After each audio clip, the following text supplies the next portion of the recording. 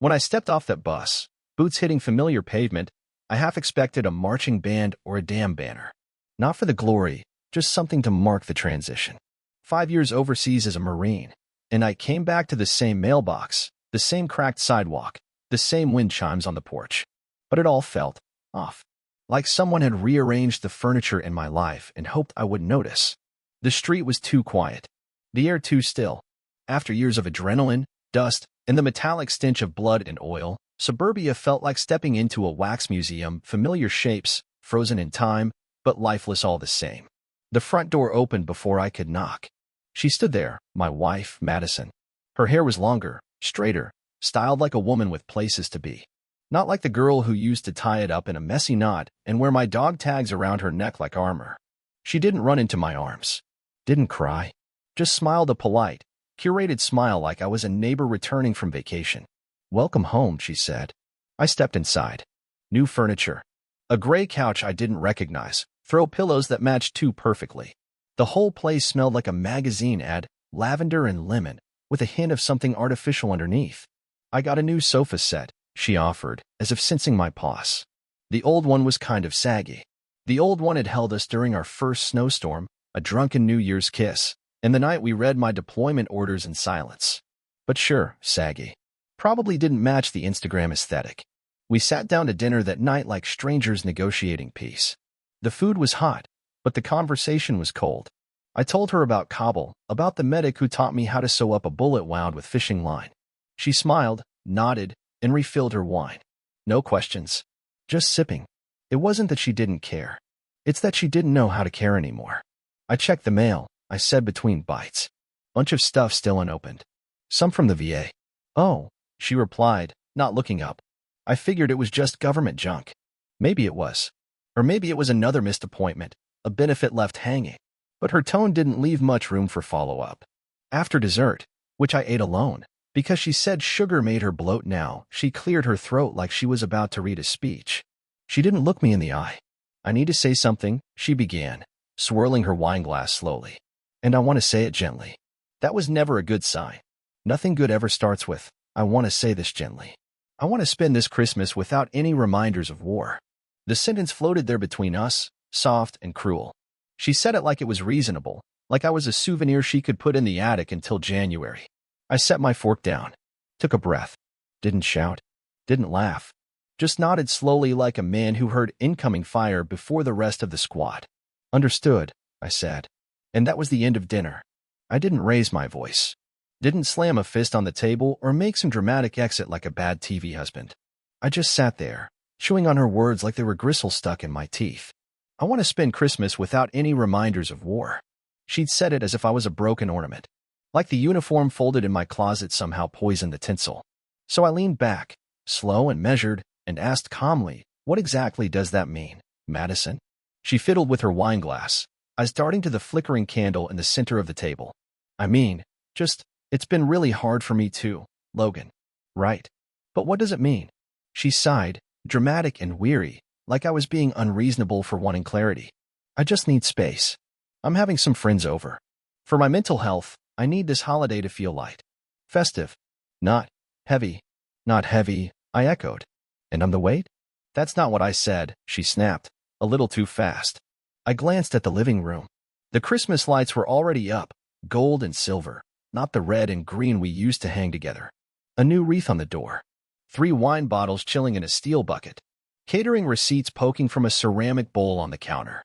It wasn't a plan forming. It was a plan already executed. I was just the last to be informed. "How many friends?" I asked. "A few," she said. 6. Maybe 8. I nodded slowly. "All from yoga and work, I suppose?" She didn't answer. Just gave that tight, rehearsed smile. The one people use at funerals when they don't want to talk about the body. You know, in the Corps, they teach you about controlled breathing. About how to slow your pulse even when your brain's screaming. I'd used it plenty in places where the air stank of gunpowder and fear. Now I used it in my own kitchen. This wasn't anger. This was the stillness before the storm. That strange peace you feel when you've got 1 round left in the chamber and no backup coming. I stood up, pushed the chair back gently. "You've already planned this," I said. Not a question. Her lips parted, but nothing came out. I walked to the hallway, opened the closet. Pulled out my old duffel, the one that still smelled faintly of desert wind and motor oil. I packed what I needed. A few clothes. Some cash. My spare keys. She hovered nearby, watching. Maybe she thought I'd plead. Maybe she expected tears or accusations. But I just zipped the bag and threw it over my shoulder like I had 1,000 times before. At the door, I paused. Looked at her standing there in her designer sweater, hair curled just right for a photo op. "All right," I said, my voice even. "I'll be gone." Hand on the doorknob. I gave her one last look. "But you better enjoy the quiet." The door clicked behind me, soft as snow. Christmas Day came cloaked in frost. The kind of cold that gets into your bones and makes your knuckles ache even when you're just holding a steering wheel. I sat in my truck, parked 2 houses down from the place I used to call home. Engine off. Heat long faded. Just me, the dashboard clock ticking in silence, and a flask tucked in the glove box that I didn't touch, not today. The house was lit up like a department store catalog. Warm yellows glowing in every window, garland wrapped around the porch columns, and some kind of synthetic pine scent no doubt piped through a diffuser. Madison always hated real candles, said they left a residue. The first car pulled up around 2 in the afternoon. I recognized one of them, Janice, from her yoga class. She once posted a selfie with a quote about inner peace right after yelling at a barista for too much foam. Another followed, a silver BMW I'd never seen before. Then another. And another. By 3:30, the street was a valet line. They stepped out in heels and boots, sequins and scarves, toting oversized wine bottles and store-bought desserts in eco-friendly trays. I watched them spill into the house like confetti, laughing too loud, hugging too long. The kind of people who never served a damn thing in their lives except half-truths and hot gossip. You could smell the self-congratulation from here. I didn't hate them. I didn't even envy them. I just didn't respect them. They didn't know what it meant to bleed for something bigger than themselves. To spend Christmas in the dirt halfway around the world, praying the radio didn't go dead. They had no idea what the sound of a sniper's breath felt like on your neck, or how a quiet night could still be the deadliest. I leaned back in my seat, eyes fixed on the glow of the windows. Somewhere in there, my wife, no, the woman who used to be my wife, was playing hostess. Laughing that high-pitched laugh she used to reserve just for me. But now it sounded like an actor in a play I didn't audition for. My mind drifted back, uninvited. I remembered our first Christmas together after our wedding, her in flannel pajamas, grinning like a kid while I carved the ham. How she poured me hot cider, curled her toes under mine on the couch. How she told me I made her feel safe. Real. Home. That woman? She's gone. Replaced by someone who toasts freedom in a room full of performance art. A gust of wind rattled the truck. I pulled my jacket tighter, collar up, eyes still locked on that glowing window. Through the glass, I saw her, raising a crystal glass high above her head. She wore red lipstick now. Used to hate it. Said it made her feel like she was trying too hard. Yes, that's exactly the point these days.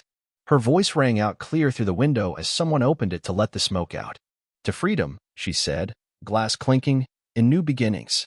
Laughter followed, high and hollow, echoing out into the cold. I lit a cigarette, flame flickering against my fingers, and took a long drag. "Soon," I muttered. And just like that, the plan started to settle into place.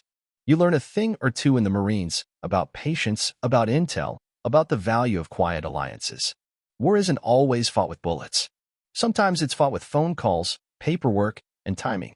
The morning after Christmas, I made 3. First was Hank, patrol sergeant, badge number 1127. We did a charity ruck together back in '08. I carried a 60-pound pack. He carried a hangover and still finished strong. We hadn't talked in a while, but he owed me one, and Hank never forgot a debt. "Got a noise complaint?" I asked him, voice casual. He chuckled. "On your street? Doesn't sound like your style." "It's not, but I figured you might want to help out an old friend. Maybe stop by with a couple uniforms. Nothing flashy." "I can do that." Next was Joel, lawyer, also a neighbor. Also the kind of guy who knows how to make a property line feel like a battlefield. He once won a dispute over 2 inches of hedge. "Joel," I said, "you still have that document I signed before I deployed? The property deed?" "Of course. You're still sole owner." "What's going on?" "Just setting the record straight. You available to write something up? I'll have it notarized by lunch." Last was Barb, 62, retired building inspector. Knows every code violation from here to the county line. She babysat our dog once and made a spreadsheet of his bathroom habits. "Barb," I said, What's the legal occupancy limit on a single-family home in this district? Technically, 8. And what if they're hosting a catered event without a permit? Oh, that's a violation. Good to know. By the time the sun dipped on December 26th, the chessboard was set. I parked in front of the house this time. No hiding, no watching. I stepped out of the truck in my service jacket, not for show, but for weight. For presence. 2 cruisers rolled up behind me. No lights, no sirens. Just cold professionalism and the creak of boots on ice. Hank met me at the curb. They're all inside? Oh yeah, I said, nodding toward the house. Still toasting freedom. He gave a half smile. Let's give him some. We walked to the door, me, Hank, and 2 uniformed officers who looked like they'd rather be anywhere else but knew the job. I didn't knock. I opened the door with my key. The music was low and jazzy, the kind of thing you play when you want to sound refined while being petty. I stepped in, and heads turned like a spotlight had hit the stage. There she was, Madison. Glass in hand, cheeks flushed, still wearing the same red lipstick. A couple of her guests blinked like deer caught trespassing. Logan, she said, voice cracking. What are you? Ma'am, Hank interrupted, holding up a clipboard. We've had a report of a zoning violation. This gathering exceeds occupancy limits for a residential home, and we have a separate noise complaint filed by your neighbor across the street. Joel had filed that. Just a short note in official letterhead. But this is my house, she snapped. Not legally, I said, stepping forward. Title's still in my name. Utilities, too. You never changed anything. You just changed the locks. But I kept the key. She stared at me, mouth slightly open. I think, I said, voice low but even, this party's over. The officers stepped in. No cuffs, no force. Just quiet direction. People shuffled past me, embarrassed and unsure. Janice clutched her fur-lined coat like it was a shield. A guy in a turtleneck asked if he could speak to someone privately and got ignored. Within 15 minutes, they were all out.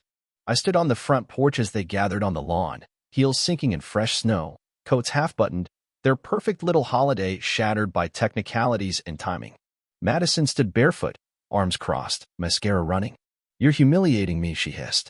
No, I said, lighting another cigarette, letting the smoke drift between us. I'm educating you. Above us, snow fell gently, soft as ash. She opened her mouth, but for once, nothing came out. I didn't go back. The door closed behind me that night, and I let it stay closed.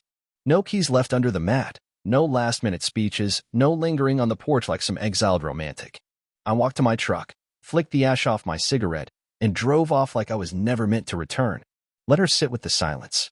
Let her hear the ticking of her perfect wall clock with no one to talk over it. Let her clean up the wine-stained carpets and the fragments of dignity left scattered like confetti after the party. I didn't block her. I just didn't answer. No texts, no calls, no emails. The silence wasn't revenge, it was peace. Mine. Earned, long overdue, and fiercely protected. I rented a small cabin near Lake Heron. Nothing fancy. Just one bedroom, a wood stove, and the kind of stillness that presses against your chest until you learn to breathe with it. It was the sort of place where every sound mattered, the crunch of frost underfoot, the hiss of firewood catching flame, the occasional hoot of an owl claiming the darkness. I chopped wood every morning. Not because I had to, but because there's something holy about splitting logs, about turning chaos into order with your own 2 hands. I fished in the afternoons, even if I didn't always catch anything. Some days I just sat by the water, letting the wind talk to me. It had more to say than most people I knew. You see, where teaches you about noise. About how a moment can go from calm to calamity in half a heartbeat. But it also teaches you to appreciate silence. The kind that settles in your bones and reminds you you're still here, still breathing, still whole. Funny thing is, betrayal doesn't come with flashbangs or warning shots. It's quiet. It's in the sideways glances, the missed calls, the way someone stops saying your name like it matters. I've been shot at, bombed, and chased through alleyways by men who didn't speak my language. But nothing ever stung like that first time I realized my wife looked at me and saw inconvenience instead of home. Out at the lake, I let it all burn off. The anger, the confusion, the questions I'd never get honest answers to.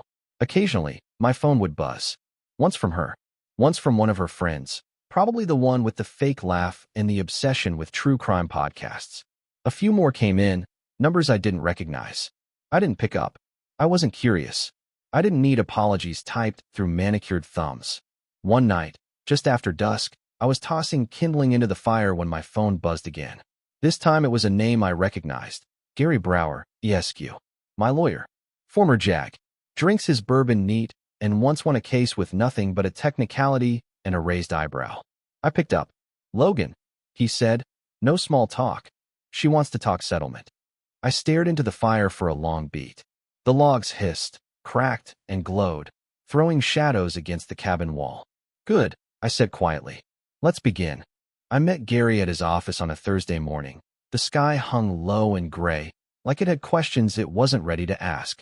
His place was just what you'd expect. Leather chairs that creaked like old men, law books stacked like fortresses, and a smell of tobacco that never quite left the carpet. He didn't look up when I walked in, just slid a thick manila folder across the desk like he was handing over classified orders. I took the liberty of prepping your financials, he said. Everything's here.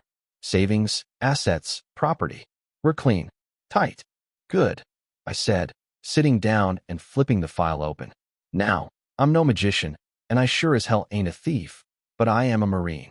And what they drilled into us from day one was this: secure your perimeter before you engage.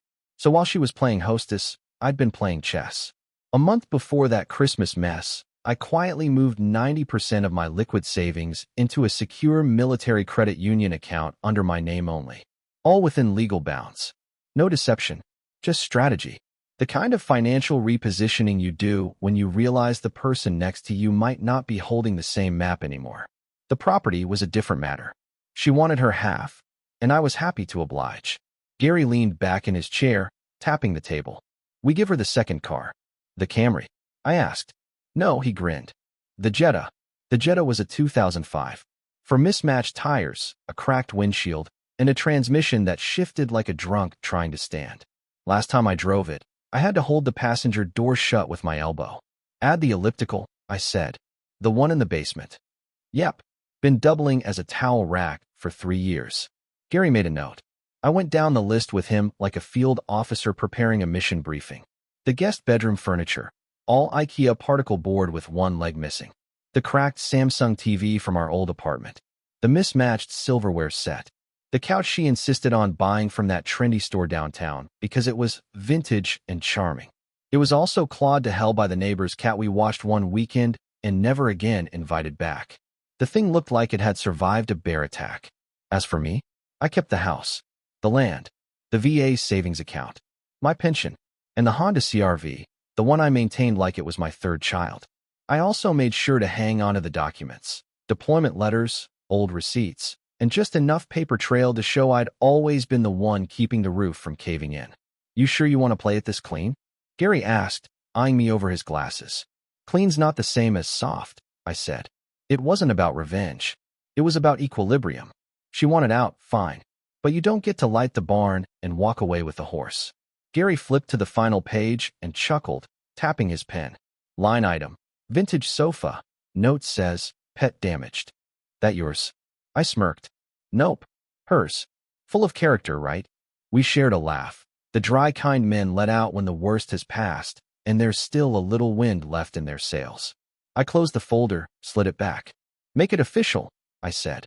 Because in war, as in divorce, it's not about how loud you yell. It's about how steady you aim. Courtroom 3B smelled like floor polish and nerves. You could feel the tension before you even sat down. Like the walls themselves had heard every kind of betrayal echo between them. She arrived first. Designer boots that probably cost more than my monthly truck payment. Hair done, makeup flawless, with just enough smudge under the eyes to suggest sadness. But not too much. It was the kind of distress you buy in a bottle and apply strategically before walking into a courtroom. She even dabbed her cheek with a tissue as if rehearsed, glancing toward the judge's bench like a widow at a funeral. Minus the grief and plus a fresh manicure. I walked in next. No entourage. Just a pressed shirt, a tie Emma picked out when she was 7, and the same boots I wore to my last promotion ceremony. I sat down. No sighs. No looks. Just stillness. The bailiff called us to stand. We rose. The judge entered. An older woman with a jaw like granite and a reputation for not suffering fools. What followed was textbook. Her attorney went first, all flourish and dramatics, painting me as the emotionally distant soldier who came home a stranger. He used phrases like domestic detachment and marital erosion. Madison sniffled at all the right moments. Claimed I abandoned her emotionally, that she felt like a widow long before she acted like one. She begged him for intimacy, the lawyer said, voice full of righteous pity, and he gave her silence. The judge nodded slowly, made a note, looked to my side of the room. Gary stood, buttoned his coat, and said only one thing. Your Honor, my client would like to submit photographic evidence, time-stamped, geotagged, and legally obtained from within his own home. He handed the bailiff a small black thumb drive. No speech, no defense narrative, just a drive and the truth. It didn't need music.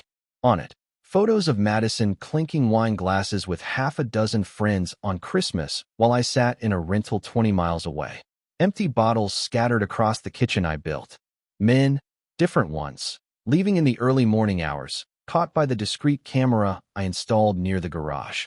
One even waving at the doorbell like it was a hotel concierge. The judge watched in silence, eyes flicking through the images on the monitor, expression unreadable. No raised eyebrows, no gasps, just the steady hum of the courtroom lights and the slow crumble of her story. Madison didn't speak. Her hand dropped from the tissue. The tears, fake or not, dried up before the last image loaded. The judge leaned back. Ms. Andrews, she said, voice even.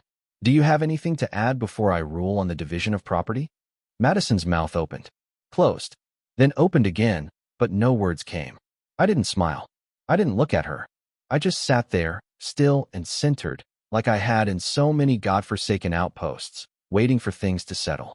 Because in court, as in combat, posture speaks louder than panic. The judge made her ruling in 15 minutes. The assets would stand as arranged. No alimony, no changes, no sympathy, just a signature.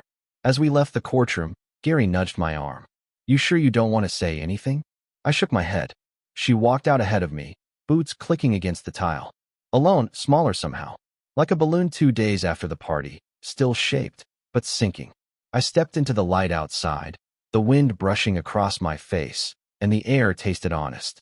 Voice steady in my head, I heard myself say, turns out silence says more than shouting ever could.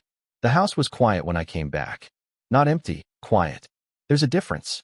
Empty feels hollow. Quiet feels earned. The key turned with a little resistance, like even the lock was holding its breath. I stepped inside and stood for a moment in the entryway, boots pressing into the same mat we bought years ago. Welcome home, it still read, but the meaning had shifted. This wasn't her home anymore. It was mine. The air still carried traces of her perfume, a light floral blend I used to associate with Sunday mornings and warm hands on my neck. Now, it just made the walls feel like they were watching me. I cracked a window and let the cold in. A cleansing kind of cold. Room by room, I reclaimed it. Tossed the throw pillows, rolled up the overpriced rugs. The couch she fought for in the divorce was gone. Her vintage masterpiece with the pet scratches and wine stains. All that was left was space and sunlight. I painted the living room first. Not out of necessity, but ritual. One wall at a time, I covered the soft grays and Instagram whites with a deep navy blue. Something solid. Something with weight. Her yoga mats went into a donation box. The books she never read, spines uncracked, followed. Candles, trinkets, little bowls of polished stones that were supposed to clear energy, whatever the hell that meant. All gone. I worked in silence. No music. No distractions. Just me, a brush, and the sound of bristles cutting through memory. In the closet, buried behind a stack of old sweaters, I found it, a note. Yellowed at the corners, folded twice. My name in her handwriting, from when I first deployed. I almost didn't open it. But my hands worked before my mind could stop them. Logan, be safe. Come back to me. I need you more than you'll ever know. Forever yours. M. I stared at it. No anger. No sadness. Just recognition. I walked it outside, struck a match, and watched the paper curl in on itself, blackening, crumbling, drifting into the winter wind like it never mattered in the first place. Then I walked to the end of the driveway. The mailbox still read, Andrews. But below that, in little adhesive letters she insisted we add after the wedding, it read, L and M. I peeled the and M off slow and steady. The glue fought a little, like it didn't want to let go, but eventually the letters came free, curling like dried leaves. Back inside, I heard a truck pull up. Back here, I called. My buddy Caleb stepped out from the driver's seat. We'd served together in Ramadi, tightest watch rotation I ever had. He was the kind of man who could make you laugh at 3 a.m. in a sandstorm, which is a rare and holy gift. He hoisted a new desk off the bed of his truck, solid oak, clean lines, sturdy. No chipboard, no history. We carried it inside together. No words, just the sound of boots on fresh floors and a new chapter echoing through the hall. Set it down in the room she used to call her meditation space. Now it was an office. My office. Caleb stepped back, looked around, then clapped me on the shoulder. Fresh start, brother. I nodded. Yeah, finally. It came on a Sunday afternoon. The kind of day where the sky hangs wide in gold, and even the breeze feels like it's catching its breath.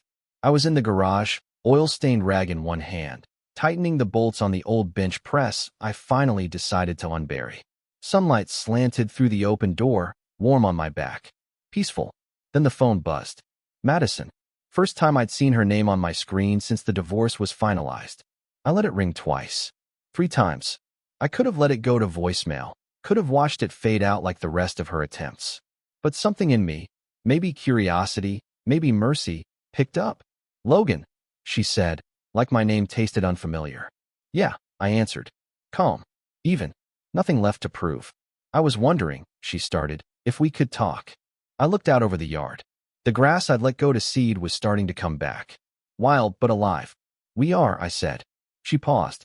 I could hear the inhale through the line, shaky but calculated. I've just been thinking, she said. About us. About everything. I know things got bad, but we had good times, too. You remember Christmases at the lake house? That year we burned the ham and ordered Chinese instead. She laughed, soft, like she was trying to pull me back with a memory. Yeah, I said. I remember. You were always so strong. So sure. I miss that. Her voice wavered then, like a fishing line trying to reel something in too heavy to land. I let her finish. Didn't interrupt. Didn't give her the satisfaction of a sigh or the sound of me shifting in my chair. Then I said, I already said goodbye. She didn't respond. You just didn't hear it, I added. Too much noise in the room. The line went quiet. Not the kind of quiet that begs for more, but the kind that says you're at the end of the road and the map is gone. I heard her exhale, slow and low, like she knew there were no more cards to play. Take care, Logan. You too, I said. And I hung up. No slam, no anger. Just one finger on glass, and that was that. I stood there for a minute, the weight of nothing settling gently on my shoulders. Then I grabbed my keys. Took the long way out of town, past the lake, past the diner we used to stop at after road trips, windows down, engine humming. The sun sat low on the horizon, casting everything in amber like the world was quietly letting go. The wind rolled in through the cab. No music, just the hum of forward motion. Freedom doesn't come loud. It comes steady. They say divorce is like death without a funeral. But that's not true. Death is final. It has a moment, a line you can draw, even if it's jagged. Divorce? That's a slow erosion. A whisper behind every door. A look that lasts a second too long. You don't bury the marriage. You walk away from the ashes and hope the wind's at your back. I didn't get all the money. Let's make that clear. She walked away with half of what the court thought mattered. The marital assets. The legal language never says anything about loyalty, sleepless nights, or the parts of yourself you give without receipt. Turns out, those aren't taxable. But I kept something better. I kept my pride. The real kind, not the puffed-up ego people mistake for strength. The kind you find in silence, in discipline, in knowing you didn't bend just because it would have been easier than standing tall. Viewers, this is the end of the story. We would be very grateful for your likes, comments, subscriptions, and sharing of our stories. See you next time.